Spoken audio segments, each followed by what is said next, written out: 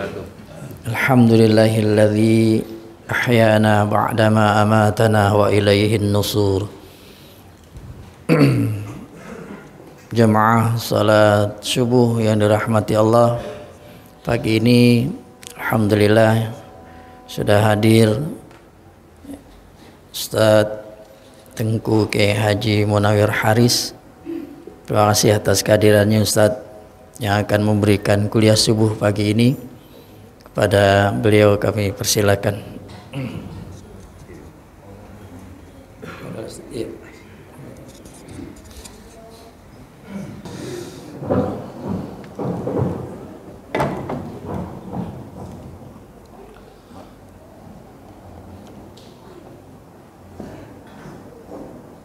Uhayyikum bitahiyyatil Islam,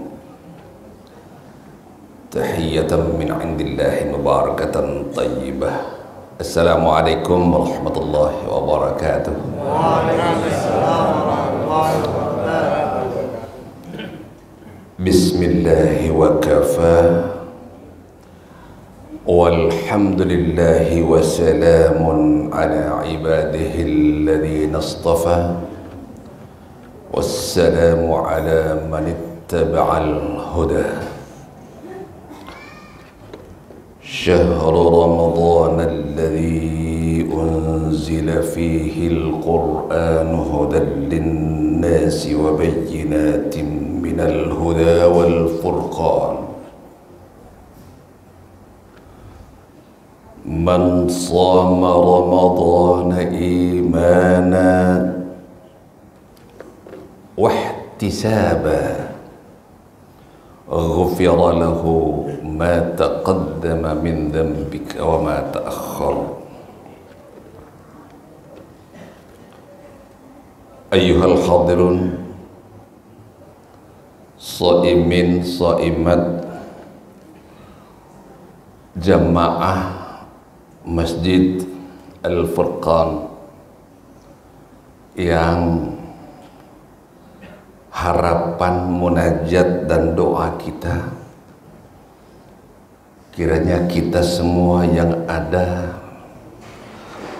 di masjid yang sempat duduk i'tikaf ini dan saudara-saudara kita yang mungkin karena satu dan lain hal tidak sempat hadir dan mendengarkan apa yang disampaikan berupa tausiyah subuh kali ini. Kiranya Allah menyayangi, merahmati, memberkahi kita sekalian. Amin ya rabbal alamin. Segenap pengurus Masjid Jami' Al-Furqan yang saya banggakan, mohon maaf saya tidak menyebutkan satu persatu, namun sedikit pun tidak ada niat saya untuk kurang menghormati Bapak Saudara. Pertama, alasannya nggak hafal semua namanya. Yang kedua, durasi waktu untuk menyampaikan kalimatun thayyibah pagi ini tidak terlalu panjang. Saya langsung masuk poinnya. 2 bulan 5 hari yang lalu, kurang lebih 2 bulan 5 hari, berarti sebelum bulan Rajab, menjelang masuk bulan Rajab, Rasulullah sallallahu alaihi wasallam telah mengajarkan kita selaku umatnya untuk bermohon, berdoa kepada Allah. Kiranya kita diberkahi umur kita dalam mengarungi bulan Rajab. Dan di sana ada dalam ilmu kepesantrenan, ilmu pesantren itu Wa Sya'ban ada waw namanya, waw ataf namanya. Allahumma barik Rajab wa Sya'ban. Ya Rabb, berkahi kami, tuntun kami, ajaklah kami untuk menggapai bulan Rajab dan bulan Sya'ban. Kenapa Rasul secara eksplisit mengucapkan 2 bulan ini, padahal tujuan utama Rasulullah Sallallahu Alaihi Wasallam adalah Ramadan, tetapi prolognya dimulai dari Rajab dan Sya'ban. Saya tidak menyampaikan tafsirnya secara luas. Poinnya adalah bulan Rajab dan bulan Sya'ban itu prepare, persiapan, mempersiapkan diri selaku umat Muhammad untuk menyongsong datangnya syahrun azim, syahru ummati, syahrun mubarak, menyongsong kehadiran bulan agung, bulan yang penuh dengan taburan rahmat, bulan panen maghfirah, ampunan Allah Subhanahu wa ta'ala, yaitu Ramadan. Disadari atau tidak, ngerti atau tidak kita, hari ini sudah 3 hari kita masuk bulan Ramadan. Allah sayang betul dengan kita. Umur kita disampaikan sampai Ramadan, lalu kita berupaya untuk mengisi Ramadan itu apa saja sih? Apa sih Ramadan itu? Ini yang kita kaji 5-10 menit ke depan ini.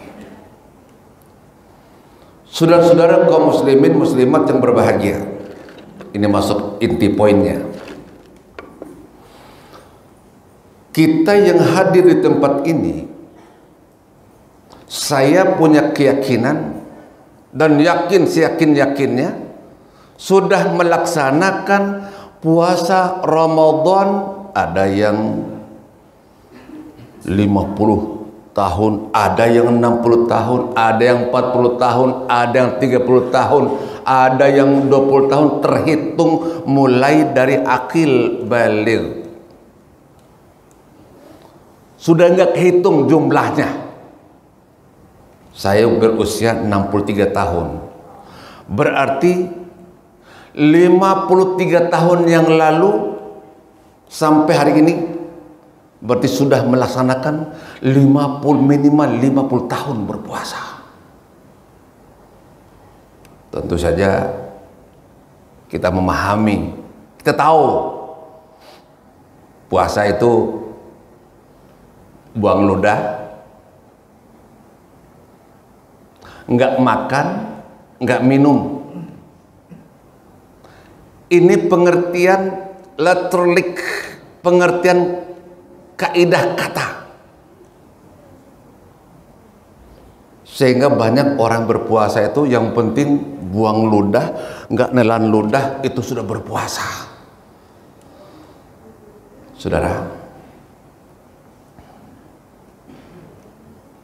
apakah itu pengertian puasa? Ya, satu dari jutaan hikmah, yaitu apa yang ada di mulut kita ini hak kita, air liur, air ludah kita itu kan punya kita itu, tapi rela untuk dibuang. Tujuannya jangan sampai ada yang masuk ke dalam perut, padahal kalau dilarikan kepada fikih yang ada di dalam gigi, di dalam gigi ini, di luar gigi nggak boleh, yang ada dalam gigi halal. Makanya ada orang yang nelan ke dalam air liurnya nggak ada masalah. Itu memang sudah ada sistem dalam anatomi. Yang nggak boleh datang benda yang dari luar gigi. Ini singkat saja. Yang menjadi masalah bukan persoalan buang air liur, tetapi bagaimana Ramadan ke Ramadan itu minimal setiap tahunnya naik kelas kita itu 1 digit. Kalau tahun-tahun sebelumnya mungkin angkanya kita nggak berani mengatakan angka 50 juga mungkin nggak berani. Karena kita itu terkadang niatnya berbuat baik, begitu ada godaan suka lupa yang baik itu. Saya sering katakan pada mahasiswa saya, niatnya mau belajar, terkadang godaannya teman-teman menggoda. Posisi saya itu di Tanah Abang sana, karena di sana Tanah Abang itu ada pusat perbelanjaan terbesar, mungkin kedua ketiga se-Asia itu, Tanah Abang namanya. Niatnya mau belajar, terkadang di tengah jalan tergoda, yuk sekali-sekali kita lewat ngambil di pasar. Niatnya mau datang pengajian, begitu ada sedikit godaan dari temannya, belok. Ini penyakit turunan kita, kebiasaan kita itu. Itu sebenarnya saya sesumber mengatakan untuk mendapatkan angka 5 atau 50 dalam beribadah puasa itu, Masya Allah, semoga saja. Oke lah, kita katakanlah setiap tahun kita dapat poin 5. Semoga tahun ini nih lebih baik dari tahun kemarin. Naik 1 digit, 51 ya angkanya. Tahun depan naik menjadi 52. Inilah yang disinyalir oleh Rasulullah sallallahu alaihi wasallam, man kana yaumuhu sawa'um min amsihi fahuwa khasir. Barang siapa yang hari kemarin, barang siapa yang tahun kemarin dan tahun ini puasanya sama. Kalau bahasa orang barat, sarua keneh, itu orang barat, Jawa Barat. Kemarin angkanya 50, hari ini angka 50 umpamanya. Fahuwa khasir, rugi. Rugi apa? Rugi umur. Rugi apa? Rugi waktu. 1 menit yang lalu, setelah kita sama-sama melaksanakan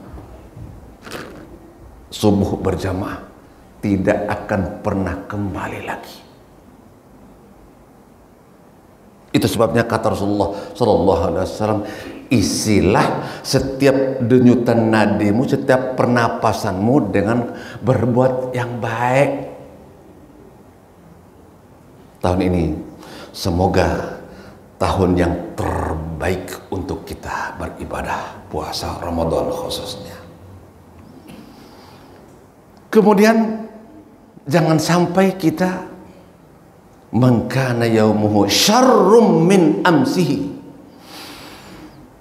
Kemarin lagi bulan puasa tahun yang lalu males,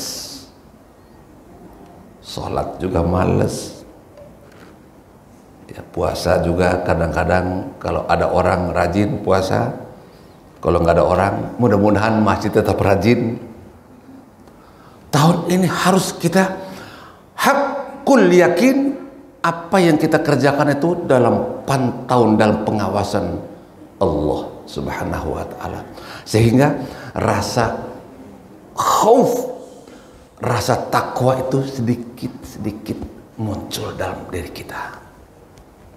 Itu sebabnya jangan sampai hari kemarin sudah angka 50, tahun ini turun menjadi 49. Itu adalah fahuwa mal'un. Orang yang paling dikelototi, dilihat oleh Allah dengan amarah. Lah, kemarin sudah benar, hari ini kumat. Seperti itu. Yang paling bagus adalah kemarin nilai 49, hari ini nilai naik 51, tahun besok kita naik menjadi 52 dan seterusnya. Itu muqaddimah. 5 menit lagi. Apa yang harus kita lakukan dalam bulan suci Ramadan? Ada 3 amalan unggulan. 3 amalan unggulan yang saya sampaikan pada saat ini. Dari sekian banyak amalan itu 3. Ini yang paling dekat dengan kita. Pertama, tidak ada dalam bulan lain sholat taraweh. Taraweh tidak ada di bulan lain. Taraweh. Kenapa Rasulullah Sallallahu Alaihi Wasallam secara nyata, secara eksplisit memberitahukan kepada umatnya taraweh. Bahkan beliau sendiri yang mencontohkannya dengan 11 rakaat tarawehnya itu. Rasulullah Sallallahu Alaihi Wasallam sejak diperintah sholat untuk melaksanakan sholat taraweh ini sampai akhirnya melaksanakan dengan 11 rakaat.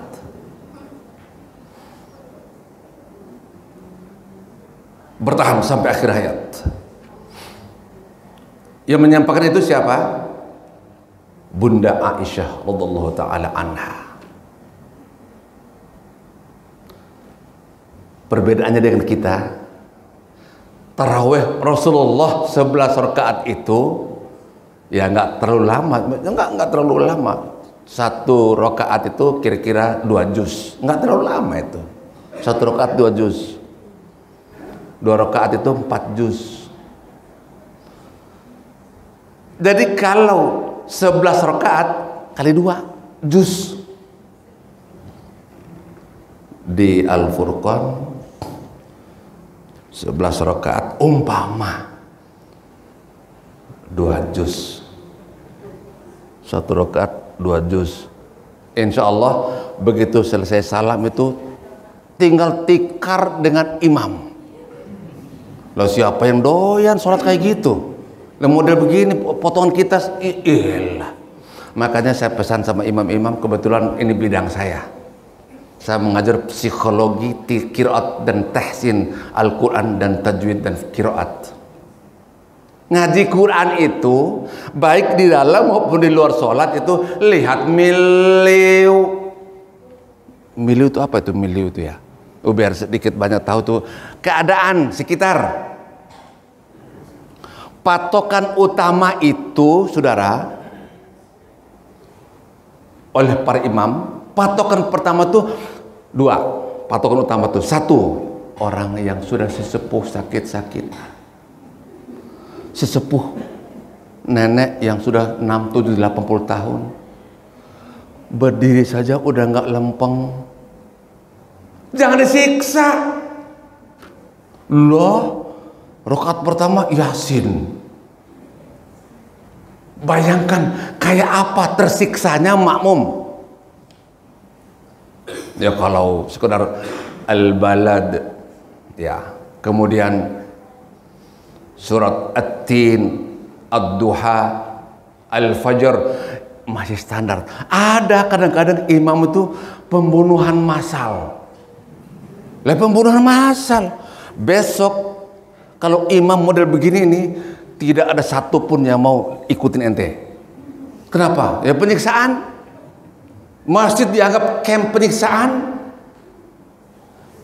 Pertimbangan pertama, imam itu bacaan Al-Quran itu adalah yang sudah sesepuh. Yang kedua, ini yang paling rame bulan Ramadan. Lah bocah susah banget diaturnya. Oh di sana kadang-kadang nginjak kepala imam tuh, lompat sana lompat sini. Pertimbangan juga itu.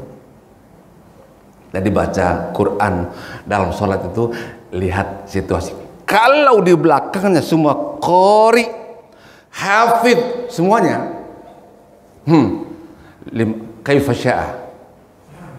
Selagu-lagunya silakan.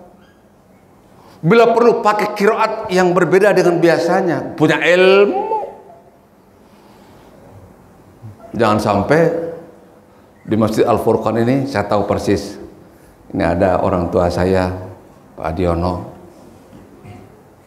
Ya, ada Bunda Mini nggak? Bunda Sermini. Beliau ngaji. Pertimbangan utama itu seperti itu. Jangan sampai kita baca panjang-panjang, show itu ya show lah. Pakai lagu lagi. Salat 23 rakaat. Ini belum sampai 23, ini baru 11 rakaat saya kupas ini. Beda kondisi Masjidil Haram Nabawi dengan di sini. Beda. Lah di masjid kita kalau kelamaan dikit, alhamdulillahi rabbil alamin. Tujuan imam bener. Di belakang mana baru buka kurma atau minumnya baru setengah gelas, baru belum ini. Begitu sholat tarawih, siratal ladzina an'amta alaihim. Ingin memperdengarkan baca Quran yang bagus dan benar, tapi tempatnya nggak pas. Begitu waladhdallin 5 orang, waladhdallin, amin. 5 orang, 100 orang, ampun. Kesel. Jangan bikin orang kesel. Yang namanya baca Quran dimanapun itu harus kondisional. Lihat keadaan. Rasul karena sudah ditempa dengan firman-firman Allah, dengan dakwah Rasul, 1 juz itu Rasul berdiri. Yang lebih semangat adalah sahabatnya, saking menikmati Rasulullah karena beda kelas. Kenapa beda kelas? Dahulu YouTube belum ada, Google belum ada. Itu Google apa nanti ya? Sehingga sekarang banyak sekali orang manusia kita ini belajarnya dari Syekh YouTube. Syekh YouTube.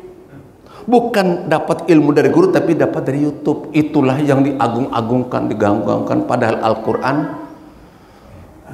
tidak sah kalau belajar tanpa guru. Talaqqiyan wa musyafahatan. Al-Quran harus didapat dari belajar, langsung melihat contoh dari muka guru. Adapun YouTube, rekaman-rekaman, download segala macam itu untuk sekedar untuk mengingatkan saja sewaktu-waktu lupa, tapi belajar mutlak dengan guru. Itu yang pertama. Jadi kalau sholat taraweh nggak usah pakai ngurusin rakaat, nggak usah. Ini kadang-kadang 11 rakaat, 23 rakaat. Manyun sudah 5 tahun manyun gara-gara satu masjid melaksanakan 11 di 11 orang 23 rakaat. La ilaha illallah. Hari gene, saudara, sudah bukan pada saat, bukan tepatnya lagi ngurusin model-model begitu. Beliau mereka datang ke masjid saja mau mengikuti 2 rakaat saja, bagus. Gak usah datang satu. Barang siapa yang salat tarawih 11 rakaat bid'ah, masuk neraka. Innalillahi. Naiklah yang 11 rakaat, naik ke mimbar. Barang siapa melaksanakan salat tarawih 23 rakaat itu tidak ada ikutannya. Itu namanya kita sotoi. Nah, bahasa anak muda sotoi, sok tahu namanya. Saudara, tarawih ada yang seberang, ada yang 3 rakaat. Mau apa? 2 rakaat tarawih, 1 rakaat witir, nggak ada masalah. Kenapa? Memang karena umurnya segitu-gitunya, umurnya, waktunya nggak ada. Kenapa? Setengah jam lagi mau meninggal. Ya pendek banget bacaannya. nggak ada masalah. Yang 11 bagus, 23 bagus, 36 rakaat cakep, 63 rakaat bagus, 100 rakaat good. Ada, coba angkat tangan siapa yang pernah sholat sunat tarawih 100 rakaat? 100 rakaat, 11 rakaat saja kelamaan dikit mendumel. Tadi saya katakan waladhdallin bukan amin tapi ampun. Nah, yang menjadi masalah yang harus kita pikirkan sekarang adalah, ya Allah, sahabatku, temanku masih ngejreng di perapatan, di pos ronda aja bulan Ramadan yang tarawih, masih main gitar, tarawih enggak, ngaji enggak. Bagaimana ya Allah? Saudaraku, berikan petunjuk. Ini kita pikirkan. Jangan memikirkan yang sudah menjalankan tarawih atau sholat lalu dipersoalkan. Ini enggak benar.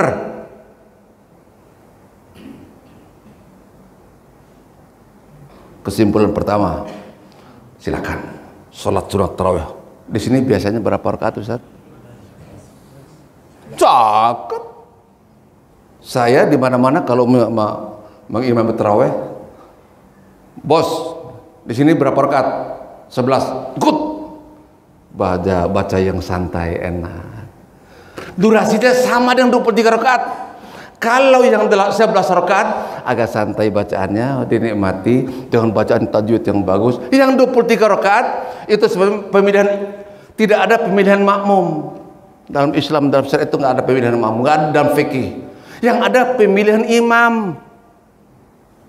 Makmum tukang mabok sah jadi makmum, boleh. Makmum tukang ngempelangin anak-anak sah jadi makmum. Makmum nggak bisa baca Fatihah, yang penting mendengarkan saja, sah. Imam nggak, ada kriteria-kriteria tertentu. Nomor 1, imam itu harus fasih. Imam tadi subhanallah, kita menikmati. Atuk nggak ada salah bacaannya. Saya bukan sok tahu, tapi saya paham. Betul. Nah, itu seperti itu. Saudara, dari kalau yang 11 rakaat bagus, 23 bagus, 36 bagus, 100 rakaat pun kalau memang sanggup silakan. Tapi jangan berjamaah, gempor teman-teman, di rumah aja. Rasulullah sallallahu alaihi wasallam begitu 11 rakaat meninggalkan jamaahnya setelah tarawih itu 11 rakaat, beliau pamit nyambung di rumah sholat qiyamul lail. Sampai kapan? Ya nggak terlalu lama sih, sampai menjelang subuh. Itu model Rasulullah Sallallahu Alaihi Wasallam. Kita paling tidak kita membayangkan, semoga bisa melaksanakan 1 digit saja seperti yang Rasulullah Sallallahu Alaihi Wasallam laksanakan.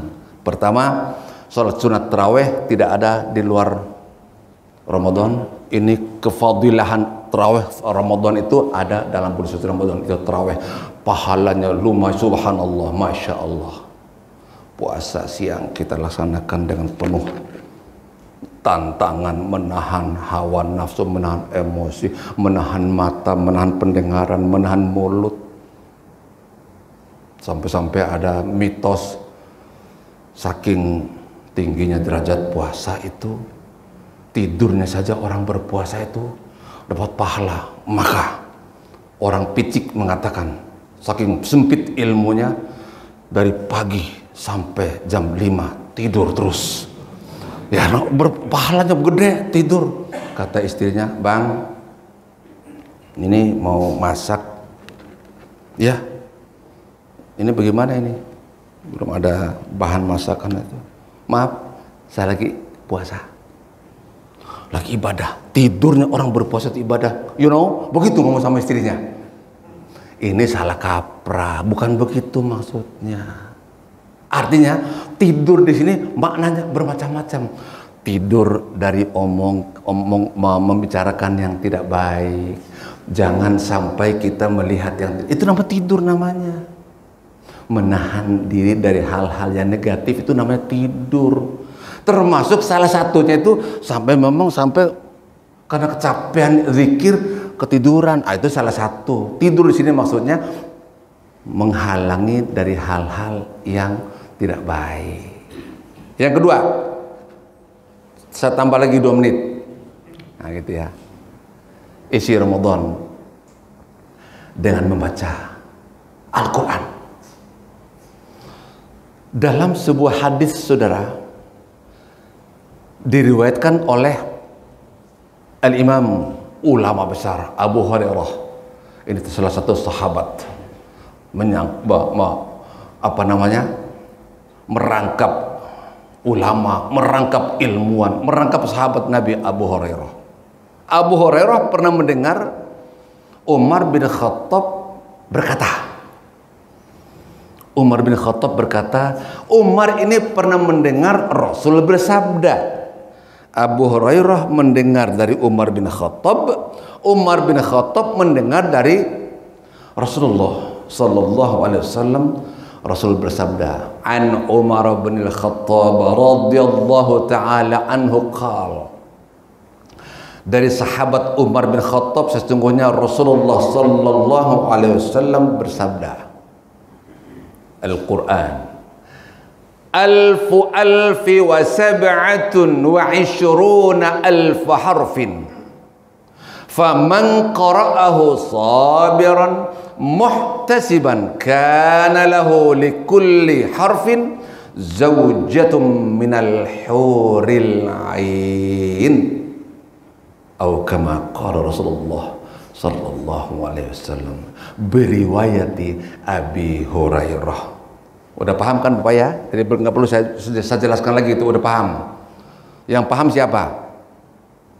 Ustadz yang paham.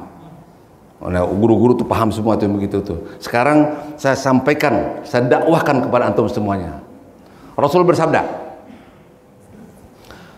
Al-Quran alfi wa sab'atun wa ishruna alfa harfin.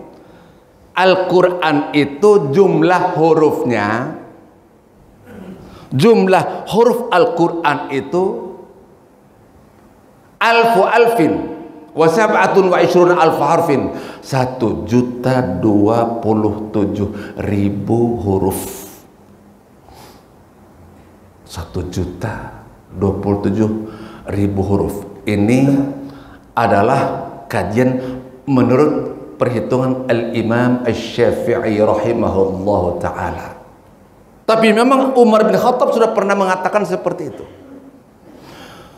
Faman qara'ahu sabiran, barang siapa yang membaca Al-Quran 1.027.000 huruf ini, sabiran, penuh ketabahan, kesabaran, muhtasiban, penuh pengharapan ridha Allah subhanahu wa ta'ala, kana lahu likulli harfin, maka bagi si pembaca tersebut akan diberikan reward, diberikan hadiah, diberikan bonus likulli harfin, setiap hurufnya zaujatum minal huril ain, berupa bidadari dalam surga.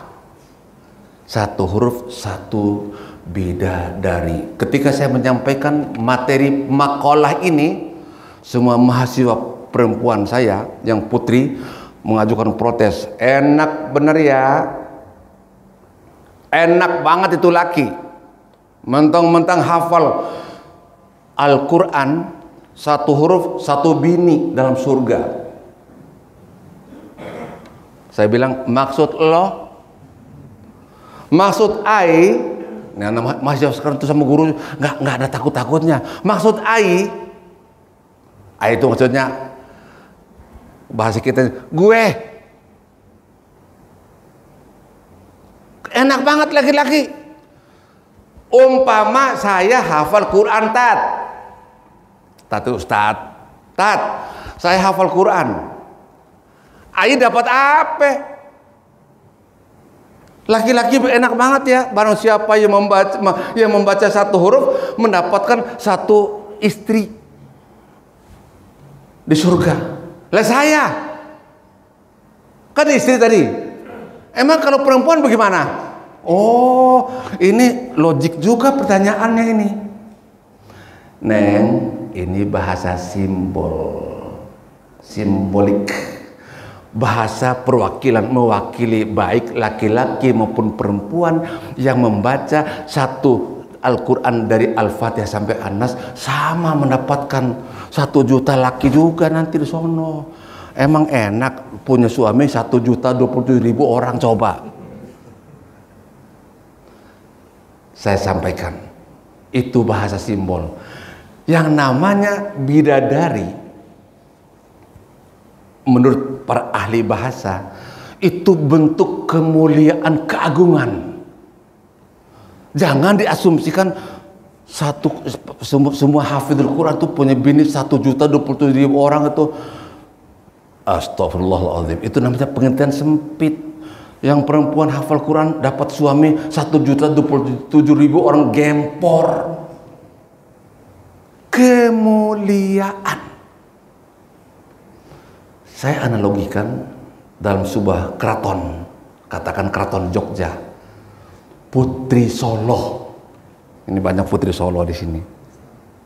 Putri itu putri yang namanya keraton itu minimal identik dengan kecantikannya, kebaikan hatinya, kekayaannya, semua dicintai oleh masyarakat. Itu yang dimaksud dengan zaujatum minal huril in, kemuliaan di surga. Berarti orang yang menghafal Al-Quran dengan baik dan benar, dia terpelihara hafalannya, mendapatkan 1.027.000 tingkat derajat, ketinggian derajatnya di sisi Allah Subhanahu wa Ta'ala, dibandingkan yang tidak hafal 1.027.000 Al-Quran tadi.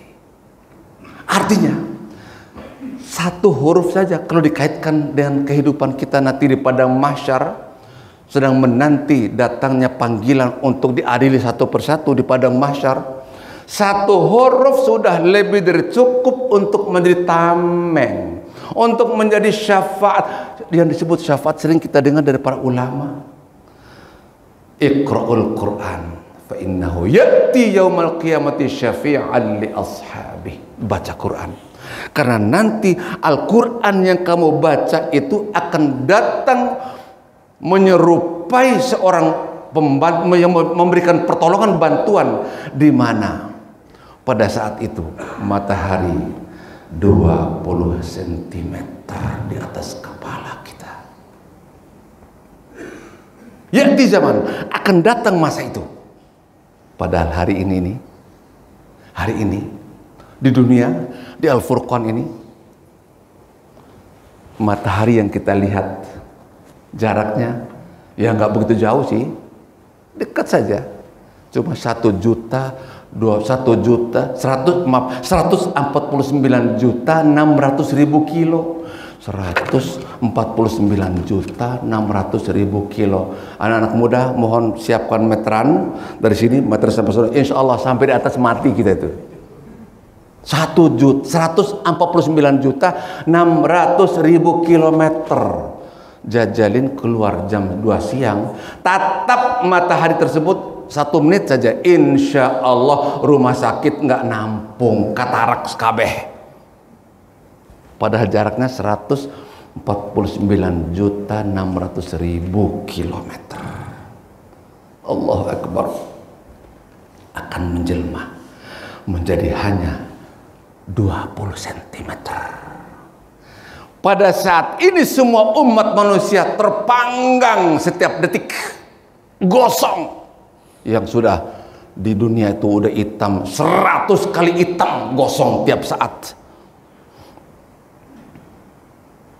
Pada saat itu Al-Quran yang kita baca di Al-Furqan, di Sumur Batu ini, akan mencari di mana Tuhannya.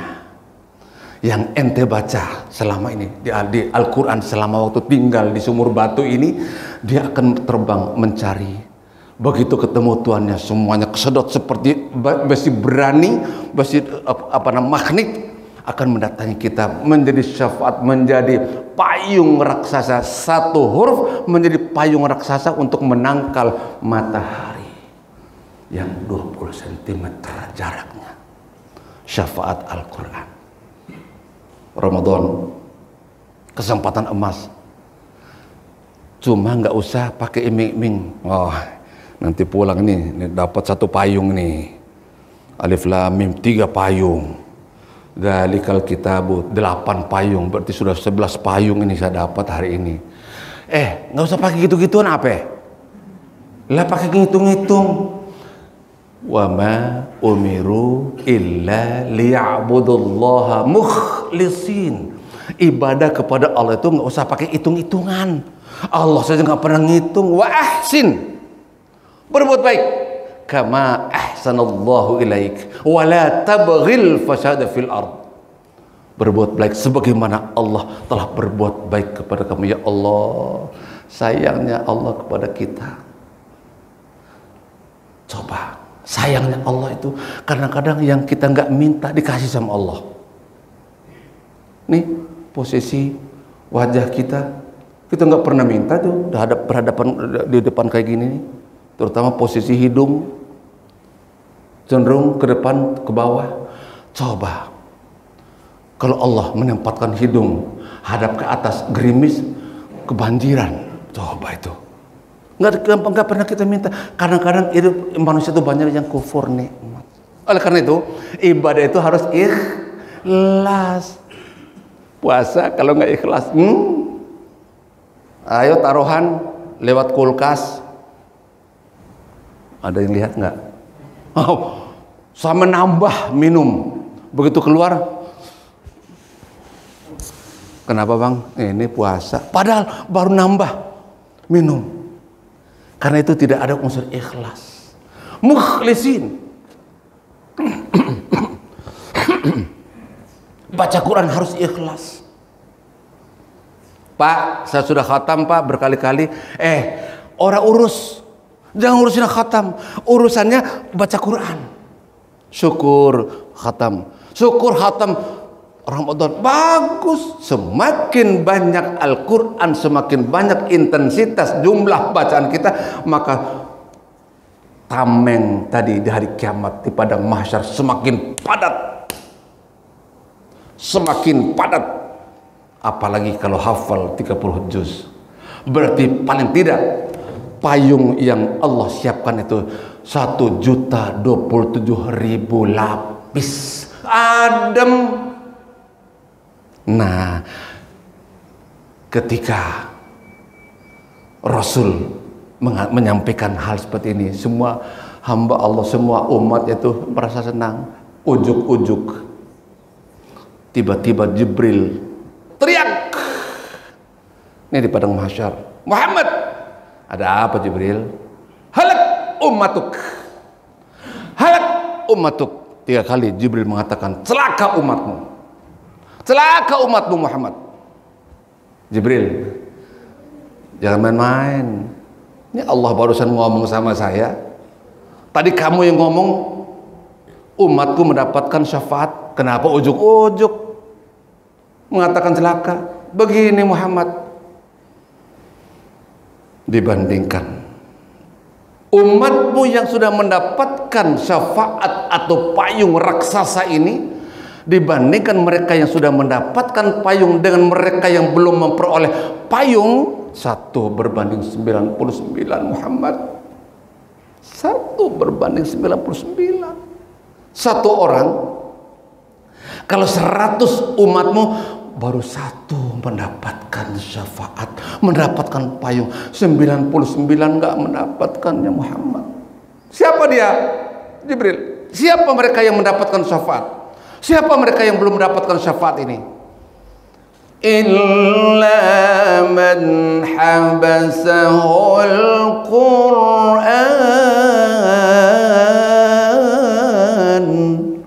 Illa man habasahul Qur'an. Muhammad,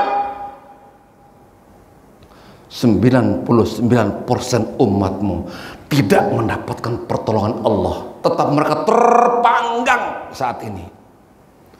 Lalu siapa? Kenapa dia seperti itu? Itu umatku. Mereka tidak berupaya ingin belajar memperbaiki bacaan Al-Quran. Muhammad beritahu mereka, inilah yang aku katakan sejak dahulu, wahai umatku, baca Quran, fa innahu ya'ti yaumil qiyamati syafi'an li ashabih. Baca Quran supaya nanti pada saat yaumul la yanfa'u mal, tidak ada lagi makna harta wala banun, anak yang kita banggakan sudah tidak bermakna apa-apa lagi kecuali Al-Quran. Ditambahkan di hadis lain, Al-Quran wasyam, puasa, dan Al-Quran itu akan menjadi tameng, akan menjadi syafaat nanti kelak dari akhirat. Baca Quran. Terakhir 1 menit saya tambahkan, pas jam 6 nanti. Amalan unggulan ketiga, yang pertama tadi tarawih berjamaah atau sendiri, yang kedua baca Quran, yang ketiga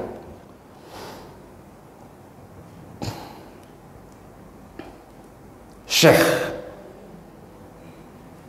ulama besar Tariqat Qadiriyah Naqsyabandiyah yang bernama Al-Imam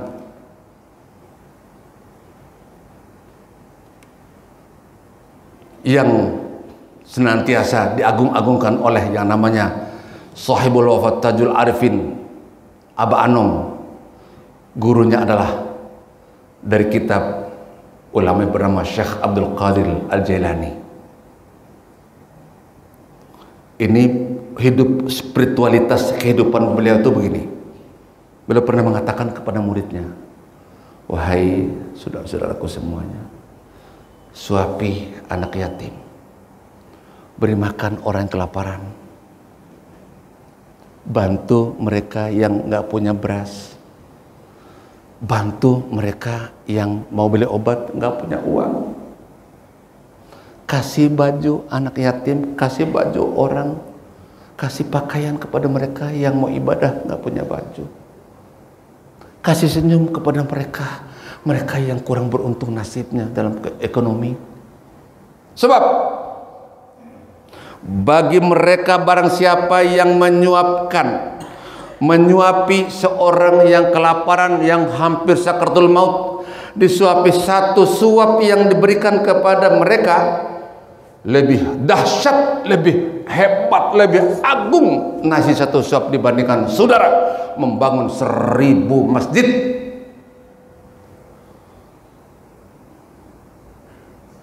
Saudara kita yang mengalami nasib kurang beruntung, sedih setiap hari, mau buka puasa saja gak punya. Lebih-lebih menjelang hari-hari terakhir, tetangga temannya sudah punya baju koko, sudah punya sendal.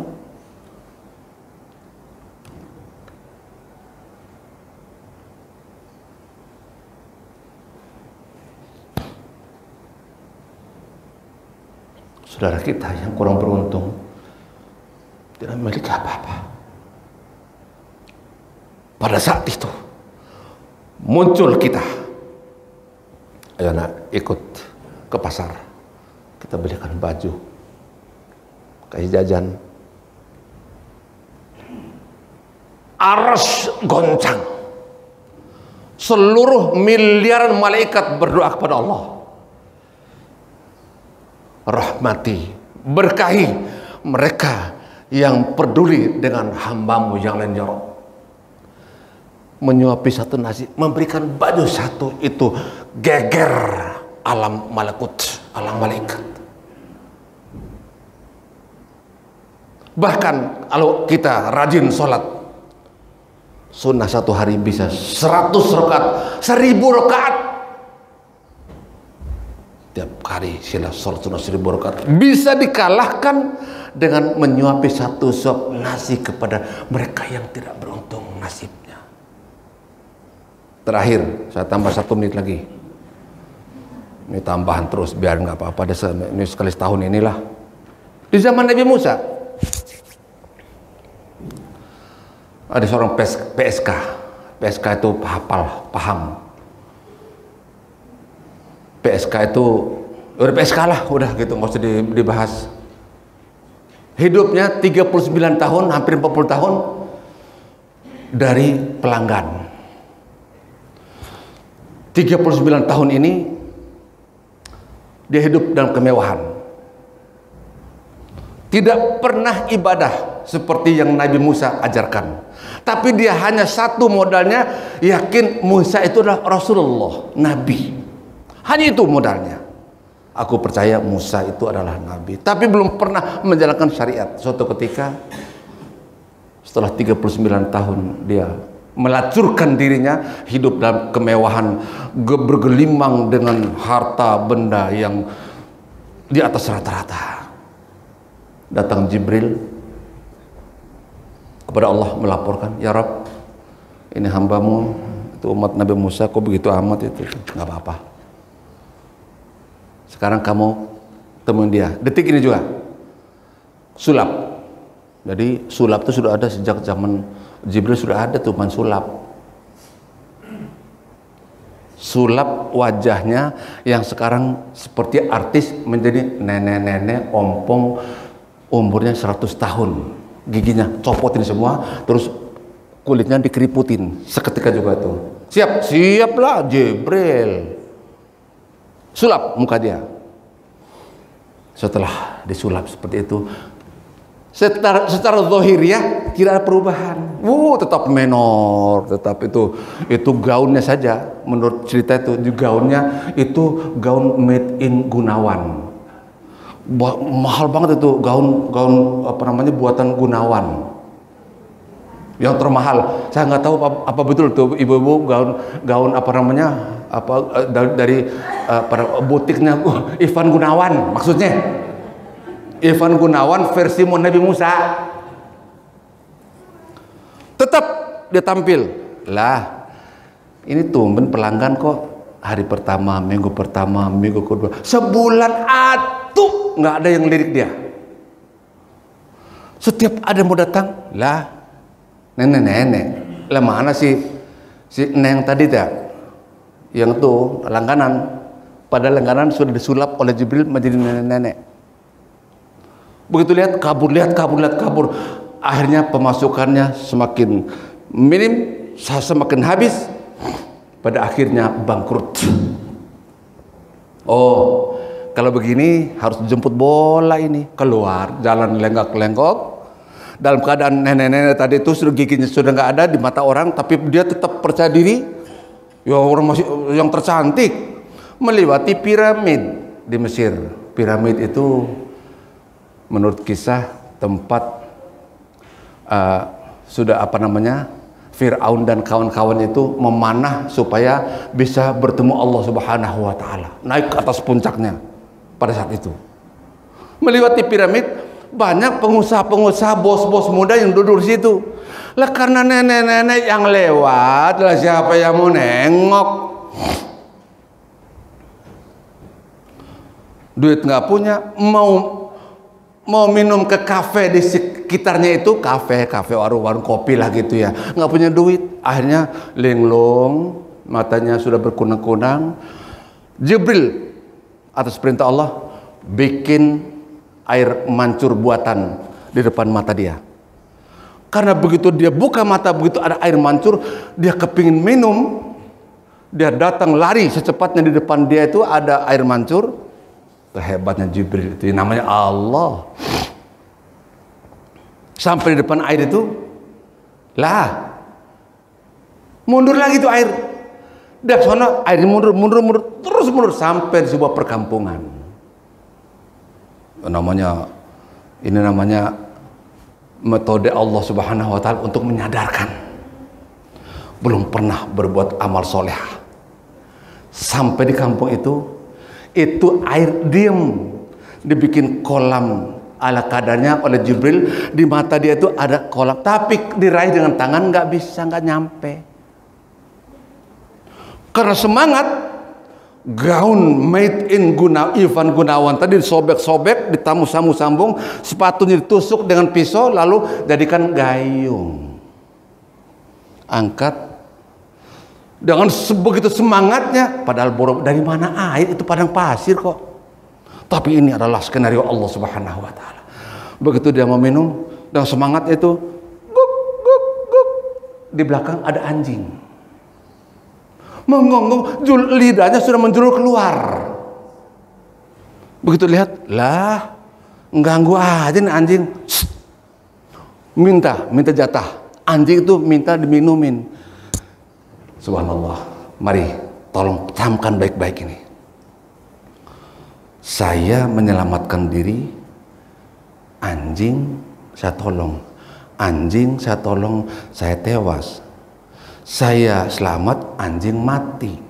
Saya atau anjing? Anjing saya anjing, anjing saya. Berarti saya anjing, kata dia begitu. Saya harus nolong diri saya atau anjing? Anjing atau saya? Jatuh kalimat kata terakhir itu, saya harus menolong anjing. Dan terpaksa dia menggendong anjing tersebut, disuapi dengan air tadi. Anjing pun mengucapkan terima kasih, menggonggong 2 kali 3 kali, lalu meninggalkan tempat itu. Air sudah habis diminum ke anjing, dia jalan ke depan itu, yang anjing tadi jalan. Apa yang terjadi? Inna lillahi wa inna ilaihi raji'un. Karena dia tidak sempat menolong, menyelamatkan dirinya, karena kehausan, mati di tempat. Itu perempuan tadi, pelacur tadi. Anjing kembali, dia teriak kepada Allah Subhanahu wa taala. Ya Rabb, hambamu, aku tahu hambamu ini adalah ahli maksiat, tapi dia telah menolong aku sampai dia menewaskan dirinya. Aku mohon ampun. Anjing yang minta supaya itu perempuan itu diampuni dosanya. Apa kata Allah? Naam, hiya min ahlil khairat, hiya min ahlil jannah. Allah merespon permintaan anjing.